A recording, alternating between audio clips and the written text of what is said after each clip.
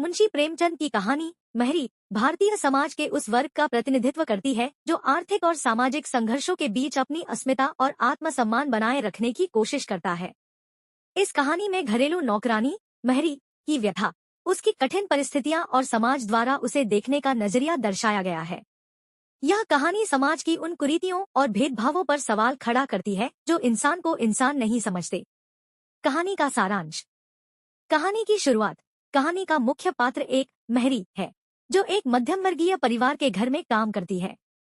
महरी मेहनती, आत्मसम्मानी और ईमानदार है। वह रोज सुबह से रात तक घर का काम करती है, जिसमें सफाई, बर्तन मांजना, कपड़े धोना और भोजन बनाने में मदद करना शामिल है। लेकिन उसे मेहनत का उचित प्रतिफल नहीं मिलता। घर की मालकिन, जो कि अपने पति के आय का प्रबंधन करती है, महरी को तुच्छ दृष्टि से देखती है। वह महरी के प्रति सख्त है और उसे हमेशा नीचा दिखाने की कोशिश करती है। महरी का केवल एक दोष है, वह गरीब है और एक नौकरानी के रूप में काम करती है। महरी का संघर्ष। महरी अपने जीवन को बेहतर बनाने के लिए हर संभव प्रयास करती है। उसका एक बेटा है जिसे वह पढ़ाना चाहती है ताकि उसका भविष्य उज्जवल हो। वह चाहती है कि उसका बेटा उसके जैसा जीवन न जिए, लेकिन उसकी गरीबी और परिस्थितियां उसे बार बार विवश करती हैं। महरी को घर की मालकिन से अक्सर अपमान सहना पड़ता है। एक बार महरी ने अपनी तनख्वाह बढ़ाने की मांग की। यह सुनकर मालकिन क्रोधित हो जाती है और कहती है, तुम्हें जो मिल रहा है वह तुम्हारी औकात से ज्यादा है। महरी को यह सुनकर अपमान महसूस होता है, लेकिन वह अपनी बात पर अडिग रहती है। महरी का आत्मसम्मान। कहानी में एक ऐसा मोड़ आता है जब महरी को किसी झूठे आरोप में फंसाया जाता है।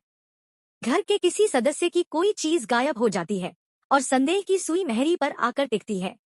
मालकिन बिना सोचे समझे महरी को चोर कह देती है। महरी इस आरोप को सहन नहीं कर पाती। वह कहती है, मैं गरीब हूँ, लेकिन चोर नहीं।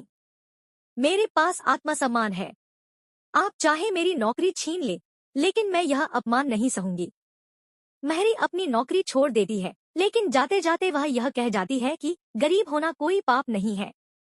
पाप तो किसी को नीचा दिखाना है। कहानी का अंत।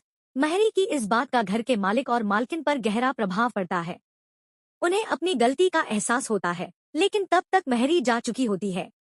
कहानी का अंत पाठक के लिए एक विचार छोड़ता है कि समाज में गरीब और मेहनतकश लोगों के साथ समानता और सम्मान का व्यवहार किया जाना चाहिए। विश्लेषण। महरी एक सामाजिक कहानी है जो हमें हमारे भीतर झांकने पर मजबूर करती है।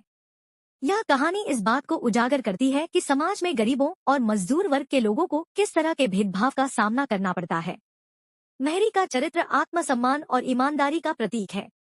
प्रेमचंद की लेखनी हमें यह सिखाती है कि इंसान को उसके कार्य, वर्ग या जाति के आधार पर नहीं, बल्कि उसकी इंसानियत के आधार पर आंका जाना चाहिए। निष्कर्ष। महरी केवल एक कहानी नहीं, बल्कि समाज का आईना है। यह हमें यह सोचने पर मजबूर करती है कि हम अपने आसपास के गरीब और मेहनतकश लोगों के साथ कैसा व्यवहार करते हैं। यह कहानी हमें समानता, सहानुभूति और न्याय का महत्व सिखाती है।